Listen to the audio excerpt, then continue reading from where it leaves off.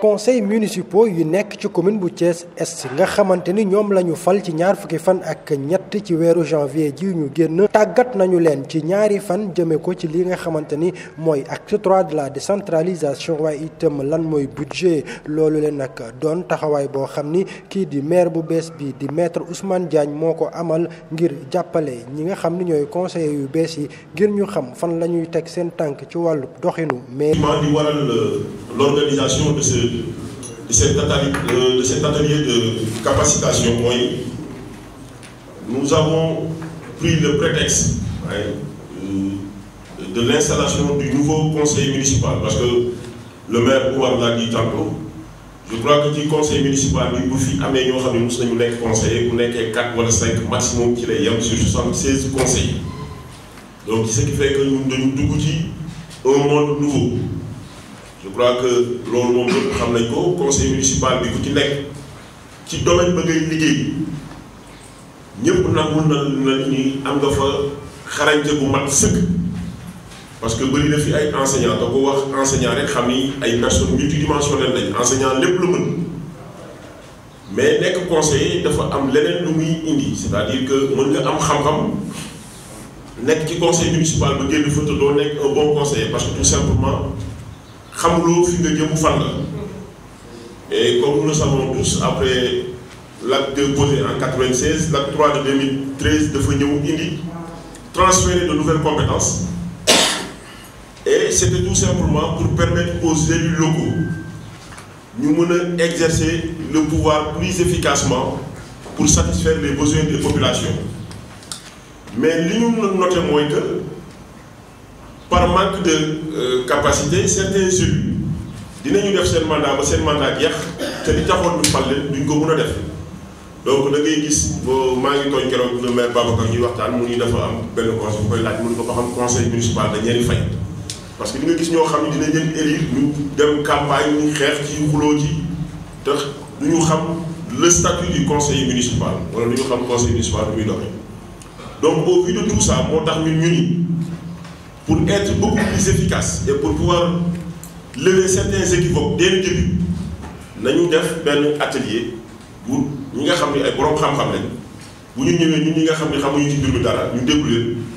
ñoom ñu expliquer ñu orienter ñu organiser ñu xam exactement fi ñu jëm ci 5 ans yi di ñëw fan la ak ku ci nekk lan la askan wi di xaar ci yow ak yow ban taxawaay nga war a am loolu kese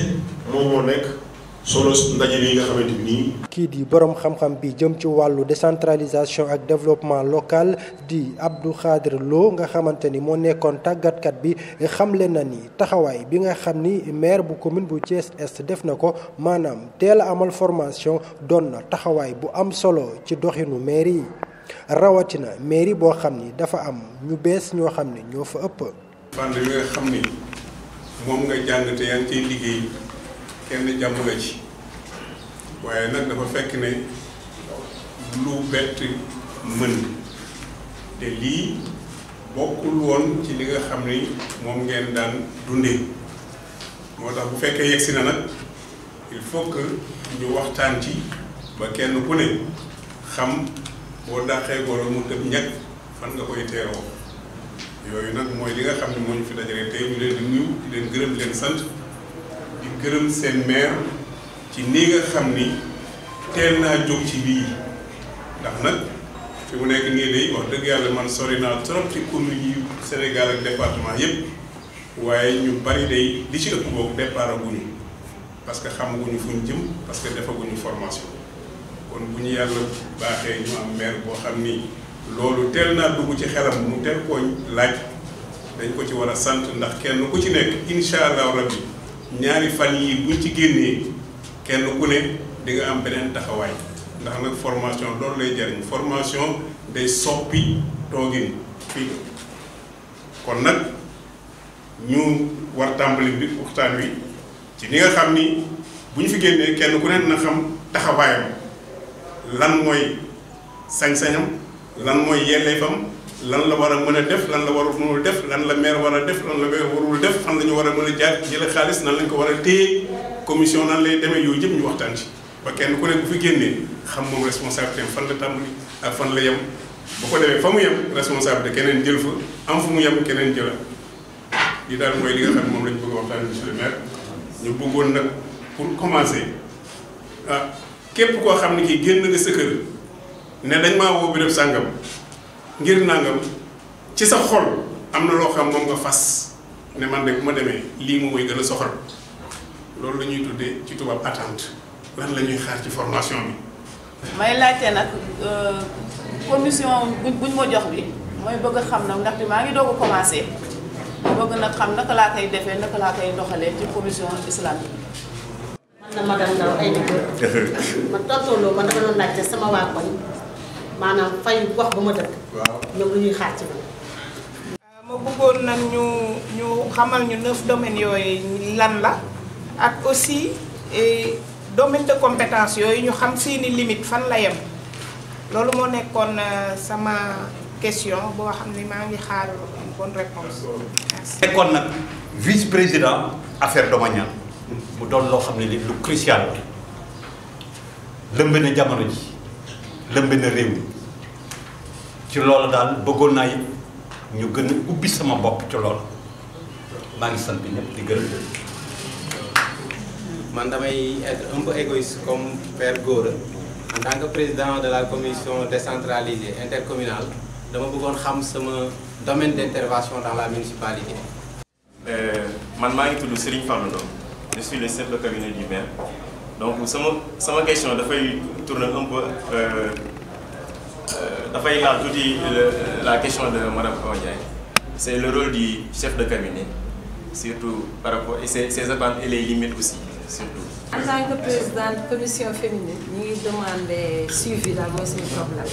nan la ñuy def ba li ñuy liggéey mu am suivi pour le développement communautaire pour la formation et pour comment on va faire pour avoir des agréments. ci bis bu njëkk bi nga xamante ni tàggat nañu conseiller yooyu la ëpp ci la ñu waxtaanee ñoo ngi ko tënk ci wàllu décentralisation fa mu tàmbalee naka lay doxee ak li nga xamante ni mooy maire yi nan lay doxee. chaque domaine de compétence entre les deux ordres de collectivité territoriale ñaari lan ordre de collectivité ñaar dañ ci am mooy commune ak département bu ñu waxee quelqu'un qui avait posé la question sur les transferts de compétences il doit wax différence entre les compétences il faut écouter donc kàddu bu ñu nee transféré nañu équipement scolaire mais dafa am loo xam ni commune lañ ko transféré am loo xam ni département lañ ko transféré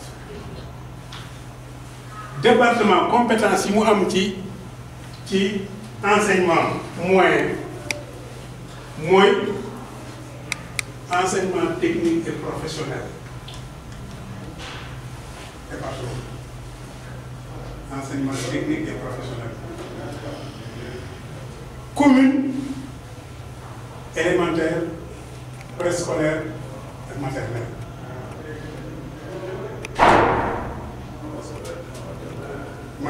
préscolaire élémentaire ça c'est la commune n'est-ce pas mais pour wax leen ne compétence générale yéen a ko engagé woon. ci ñaareelu fan bi li ci gën a fës ci waxtaan yi ñoo ngi ko tënk ci wàllu budget. waxtaan nañu itam ci wàllu budget ndax nag ñu bari dañuy yaakaar ne xaalisu commune bi mi ngi fii ci bureau maire mu denc ba lu ñu soxla rek day ñëw ubbi tiroir rek génn ñu daal di jëndi te demeewul noonu wax nañ leen xaalis fu fan lay nekk xaalis bu trésor lay nekk wax nañ leen nan la ñuy mën a fexee ba xaalis jóge ci askan wi dem ba yegg trésor nan lañ ko fay jëlee kan moo koy jëli kan moo koy yóbbu kan mooy santaane yu jëli ko yooyu yëpp waxtaan nañ ci ba kenn ku ci nekk léegi wax dëgg yàlla xam nga taxawaayu maire lan la war a doon xam nañ leen ni maire moom du moom mooy décider dara maire moom day doxal kiy décider ki nga xam ne mooy dogal mooy conseil municipal bi kon 76 conseillers yi ñooy dajaloo dogal li ñuy dogal waaye la ñu dogal nag dañuy jox maire moo koy. conseillers yi nga xamante ni ñaari fan ñi ngi leen doon tàggat ci lu jëm ci wàllu décentralisation ak budget ba ñu noppee xamle nañu ni ay la yéwén jàngee nañu fi loo xam ni yaakaaruñ ko woon te jàpp nañu ni dina leen amal njëriñ ci liggéey bi nga xam ne askan wi moo leen ko sas. waaw atelier bi nag am na solo atelier ñaari fan la ñu def muy àjjuma ak samedi 11 ak 12 mars 2022 liñ ci jàng mooy tàggat nañu élus yi ngir ñu xam seen rôle li nga xam ni moom moo leen di xaar pour ñu mën a def seen mission bi nga xam ni moom la leen askan bi dégg. ci atelier bu njëkk bi expliqué nañu lan mooy décentralisation ci deuxième bi lan mooy budget maanaam naka la commune bi war a doxe ñun ñii di conseil aussi naka la ñu war a liggéey. Formation bi nag am na importance ci ñun ñi nga xam ne ñu ngi doog a doon conseiller xamaguñ dara ci kii bi permettre nañ ñu xam du ma ne lépp mais am na luñ ci jot a xam luñ jot a xam ci affaire yi yoo xam ne xamuñu ko woon. waaw jàpp naa man avant may doon conseillère pour man délégué de quartier bi moo koy fal xaw ma ni woon maire mooy nommé délégué de quartier. mooy lu intéressant la parce que nit balaa ngay sóobu si lu mu mën a doon ak balaa ngaa jëf lu mën a war ngaa mën a xam li may jëf lan la man ban droit laa si am ban devoir laa si am. tey la mooy si samay prérogative man tey la mooy si samay limite donc jàpp naa ni formation bi tey loolu lañ jàngal tax na tey ki nekk si mbedd mi jàppoon ni man en tant que conseiller si lii laa war a décider si lii laa war a jàpp si lii laa war a def lii laa tey dafa leeral lu bëri.